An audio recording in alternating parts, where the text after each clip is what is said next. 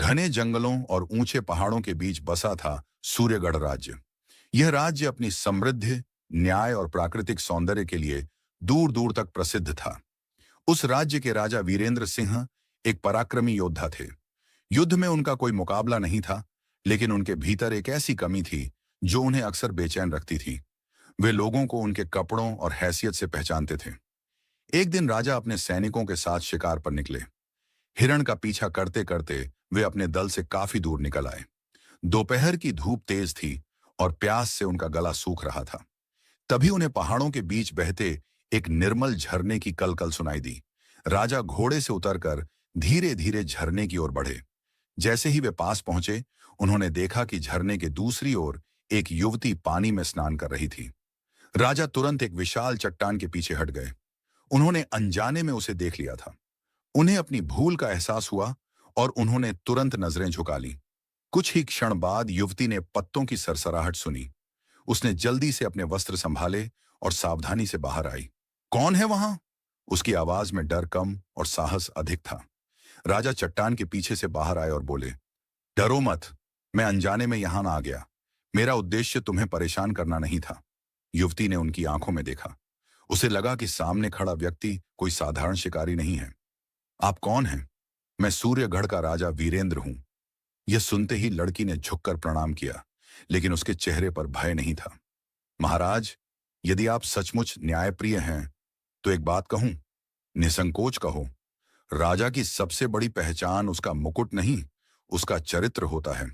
आपने यदि गलती से मुझे देखा है तो आपकी मर्यादा इसी में है कि आप इस घटना को यहीं समाप्त माने। राजा स्तब्ध रह गए। इतनी निर्भीक और बुद्धिमान लड़की उन्होंने पहले कभी नहीं देखी थी। तुम्हारा नाम क्या है? मेरा नाम गौरी है। तुम यहाँ अकेली रहती हो? मैं अपने बूढ़े बाबा के साथ जंगल के किनारे बने छोटे से घर में रहती हूँ। हम औषधीय जड़ी बूटियां इकट्ठा करके लोगों का इलाज करते हैं। राजा बिना कुछ कहे लौट आए, लेकिन गौरी के शब्द उनके मन में गूंजते रहे। महल लौटने के बाद भी राजा बेचैन रहे। पहली बार किसी ने उनके सामने सत्य इतनी निर्भीकता से रखा था। कुछ दिनों बाद राजा ने सामान्य वेश धारण किया और अकेले गौरी के गांव पहुंच गए। गौरी ने उन्हें पहचान लिया, लेकिन कुछ नहीं कहा। आज मैं राजा बनकर नहीं, एक साधारण मनुष्य बनकर आया हूं। गौरी मुस्कुराई। तो फिर आपका स्वागत है। उस दिन राजा ने देखा कि गौरी पूरे गांव के बीमार लोगों की सेवा कर रही थी। कोई गरीब हो या अमीर, वह सबके साथ समान व्यवहार करती थी। राजा ने पूछा, तुम्हें बदले में क्या मिलता है? गौरी बोली, लोगों की दुआएं। और यदि दुआओं से पेट न भरे, जिसका मन संतुष्ट हो उसका पेट भी भर ही जाता है। राजा फिर निरुत्तर हो गए। धीरे धीरे राजा अक्सर गांव आने लगे। उन्होंने पहली बार जाना कि राज्य के कई गांवों में पानी की भारी कमी है। किसानों पर कर का बोझ बहुत अधिक है। महल में बैठे मंत्रियों ने कभी उन्हें यह सच्चाई नहीं बताई थी। एक दिन राजा ने गौरी से पूछा, यदि तुम मेरी जगह होती तो सबसे पहला काम क्या करती? गौरी बोली, मैं महलों की दीवारें ऊंची करने के बजाय खेतों तक पानी पहुंचाती। भूखा किसान कभी खुशहाल राज्य नहीं बना सकता। राजा देर तक सोचते रहे। कुछ ही दिनों में पूरे राज्य में घोषणा हुई, किसानों का आधा कर माफ किया जाता है। नए तालाब और नहरें बनाई जाएंगी। गरीबों के लिए निःशुल्क औषधालय खोले जाएंगे।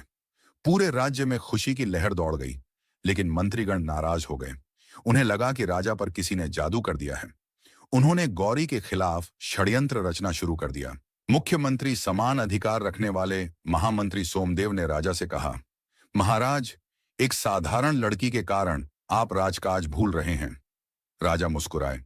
जिस लड़की ने मुझे प्रजा का दर्द समझाया, उसने मेरा राजधर्म याद दिलाया है। सोमदेव क्रोधित हो गया। उसने कुछ सैनिकों को रिश्वत देकर गौरी पर झूठा आरोप लगवा दिया कि वह पड़ोसी राज्य की जासूस है। गौरी को गिरफ्तार कर लिया गया। पूरा गांव रो पड़ा। जब गौरी को दरबार में लाया गया तो राजा ने पूछा, क्या तुम सचमुच जासूस हो?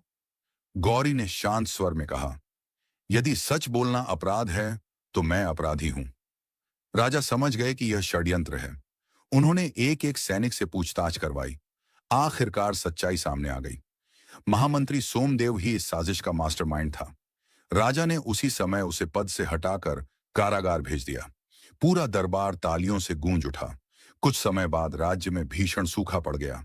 तालाब सूखने लगे, लोग पानी के लिए तरसने लगे। गौरी ने पहाड़ों में छिपे एक प्राचीन जल स्रोत का रास्ता बताया। उसने कहा, यदि वहां से नहर निकाली जाए तो पूरा राज्य बच सकता है। राजा ने स्वयं मजदूरों के साथ काम किया। कई सप्ताह की मेहनत के बाद पानी पूरे राज्य तक पहुंच गया। सूखे खेत फिर हरे भरे हो उठे। लोग खुशी से झूम उठे।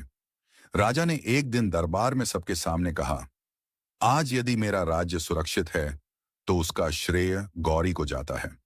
उन्होंने गौरी को स्वर्ण आभूषण देने चाहे। गौरी ने विनम्रता से मना कर दिया, महाराज, मुझे सोना नहीं चाहिए। यदि कुछ देना ही है तो राज्य की हर बेटी को शिक्षा का अधिकार दीजिए। राजा ने तुरंत घोषणा कर दी, आज से सूर्यगढ़ राज्य में हर बालिका की शिक्षा का पूरा खर्च राजकोष उठाएगा। पूरा दरबार जयकारों से गूंज उठा। कुछ महीनों बाद राजा ने गौरी के बाबा से अनुमति मांगी। मैं गौरी का हाथ विवाह के लिए मांगना चाहता हूं। बाबा मुस्कुराए, महाराज, आपने मेरी बेटी का सम्मान किया है। यही मेरे लिए सबसे बड़ा उपहार है। यदि गौरी की इच्छा हो तो मुझे कोई आपत्ति नहीं। राजा ने गौरी की ओर देखा। निर्णय पूरी तरह तुम्हारा है। गौरी बोली, मैं ऐसे राजा का साथ स्वीकार करती हूं जिसने अपनी गलतियों से सीखकर स्वयं को बदल लिया। राज्य में भव्य विवाह हुआ, लेकिन विवाह के बाद भी गौरी ने रानी बनकर विलासिता नहीं चुनी। वह पहले की तरह लोगों की सेवा करती रही। उसने गांव-गांव विद्यालय, औषधालय और जल संरक्षण योजनाएं शुरू करवाईं। राजा भी अक्सर महल छोड़कर प्रजा के बीच जाने लगे। कई वर्षों बाद इतिहासकारों ने लिखा, सूर्यगढ़ का स्वर्ण युग किसी युद्ध की विजय से नहीं, बल्कि एक झरने के किनारे हुई उस छोटी सी मुलाकात से शुरू हुआ, जहां एक साधारण युवती ने एक राजा को राजधर्म का सच्चा अर्थ सिखाया था। और तभी से लोग कहा करते थे, सच्चा राजा वही होता है जो अपनी शक्ति से नहीं, अपने चरित्र और विनम्रता से महान बनता है।